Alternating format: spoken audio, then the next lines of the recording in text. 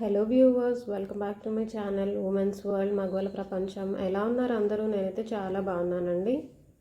మీరందరూ కూడా బాగుండాలని మనస్ఫూర్తిగా కోరుకుంటున్నాను.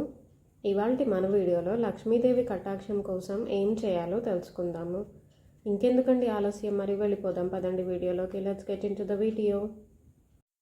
ప్రతిరోజు చేసే నిత్య పూజలో లక్ష్మీదేవి ఫోటో కానీ విగ్రహం కానీ పసుపు కుంకుమ పువ్వులతో అలంకారం చేసి ధనప్రాప్తి కలిగించమని అమ్మవారికి సంకల్పం చెప్పుకొని ఈ పూజ చేయాలి.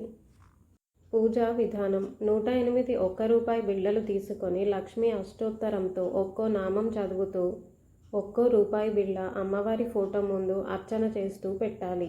హారతి ఇవ్వాలి. రోజు మీరు ఏ నైవేద్యం పెట్టినా పర్వాలేదు, కానీ శుక్రవారం మట్టుకు బెల్లం అన్నం నివేదన చేస్తూ ఉండాలి. ఇలా ప్రతిరోజు చేస్తూ ఉంటే మీరు అపర కోటీశ్వరులు అయిపోతారు అని నేను చెప్పను, కానీ మీకు కనీస అవసరాలకు ఎప్పుడూ డబ్బు లోటు ఉండదు. అప్పు చేసే అవసరం రాదు. అప్పు ఉన్న కొద్ది కొద్దిగా తీరుతూ ఉంటుంది.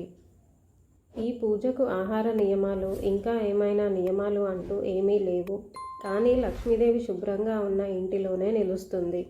దుమ్ము ధూళి ఉన్న ప్రాంతంలో ఎన్ని పూజలు చేసినా ఉపయోగం ఉండదు. రోజు ఈ కాసులు పూజ అయ్యాక కూడా అక్కడే ఉంచాలి. రోజు అవే వాడాలి. ఈ పూజకు వాడిన రూపాయి కాసులు ఎవరికీ ఇవ్వకూడదు, ఖర్చు పెట్టకూడదు. ఈ పూజ 41 రోజులు తప్పనిసరిగా చేయాలి. తర్వాత కూడా ఎన్ని రోజులైనా చేసుకోవచ్చు. ఈ పూజ ఇదే విధంగా తామర గింజలతో పసుపు కొమ్ములతో కూడా చేయవచ్చు. స్తోమత ఉన్నవారు 108 వెండి కానీ బంగారు పుష్పాలతో అష్టోత్తరం చదివి పూజ చేయవచ్చు. Thanks for watching my video. నా ఈ వీడియో కనుక మీకు నచ్చినట్టయితే తప్పకుండా లైక్ చేయండి, షేర్ చేయండి, కమెంట్ చేయండి. అలాగే మరిన్ని మంచి వీడియోస్ కోసం నా ఛానల్ను తప్పక సబ్స్క్రైబ్ చేయండి.